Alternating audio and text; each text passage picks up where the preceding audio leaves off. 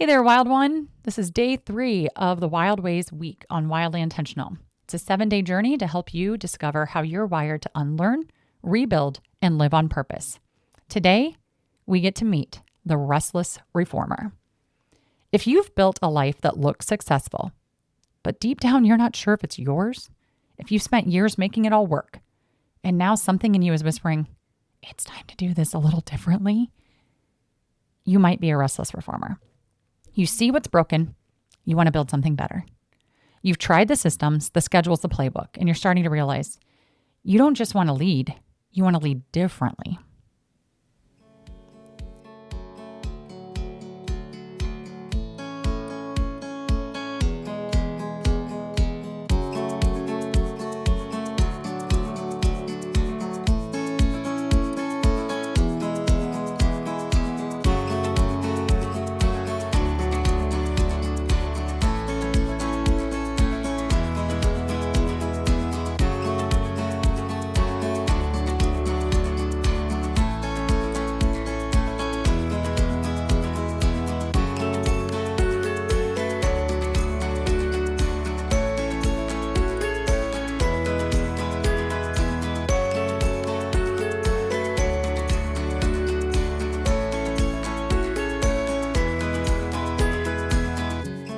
If you haven't taken the quiz yet, hit pause and take it at wildlyintentional.com.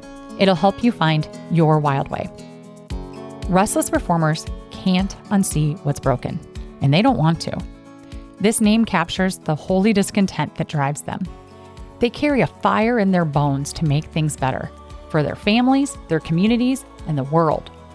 The restlessness isn't chaos. It's a sacred stirring. And reformer doesn't mean loud or performative. It means thoughtful, values-driven change. These are the people who ask hard questions, dismantle systems, and then go build better ones. If you feel like you're always rebuilding from the roots up, this is you. Restless reformers are often in their 40s to 50s, though many show up earlier. They're leaders, builders, fixers, parents, and pattern breakers. They spent years being competent, capable, and productive, and now they're craving purpose that feels clean, aligned, and sustainable. They don't just want to leave something behind. They want to pass something better forward. Think of Josh. He left a big consulting career. He built a values-based framework, and now he spends his day helping others think differently on purpose. But the shift wasn't linear. It was personal, tender, and deeply intentional. So before we dive into what's possible, let's get honest about what's hard. These are the friction points, the places that might feel familiar if you're a restless reformer. You're burnt out from carrying too much for too long. You have a perfectionism that used to serve you, but now strangles you. The weight of legacy without the space to reflect. Feeling like you're always fixing, but never feeling. If you've felt that tension, it's probably because something in you knows what could be, what you're wired for. This is what that part of you is reaching for. A new framework for life, family, and leadership. Tools that go deep, but stay doable. Permission to slow down without giving up your edge.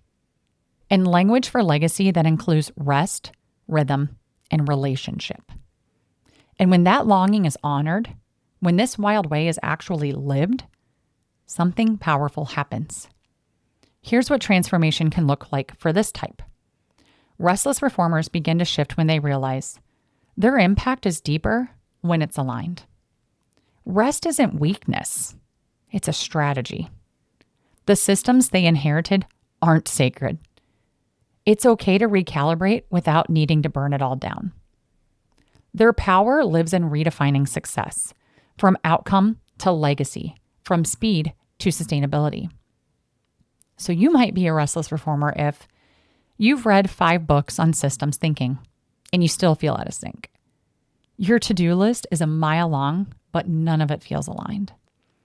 You've succeeded at things you don't even believe in anymore. You crave simplicity, but your calendar says otherwise. So before we wrap, I want to leave you with a reflection. Take a breath. See what rises for you.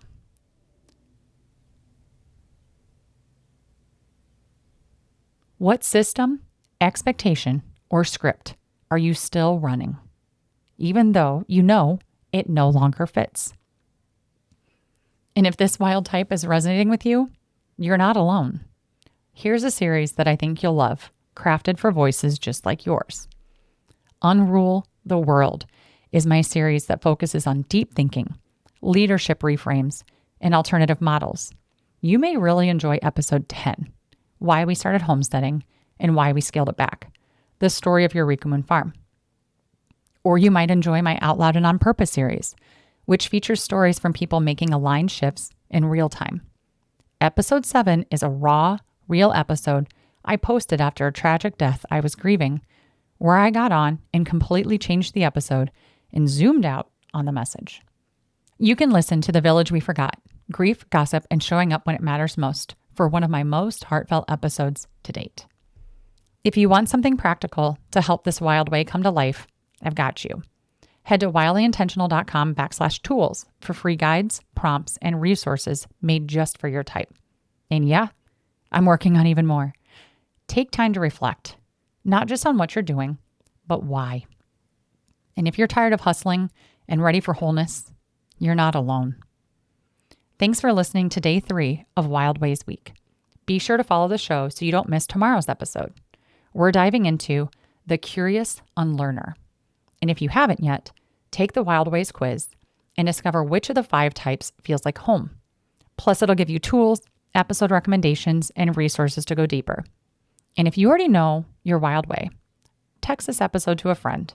Start a conversation. You're not too much. You're not behind. You're not broken. You're just wildly out of sync with a system that was never built for you. This week is about reclaiming that rhythm, naming what's real, and finding a way forward that actually fits your life. Until tomorrow, stay rooted, be brave, and live wildly intentional.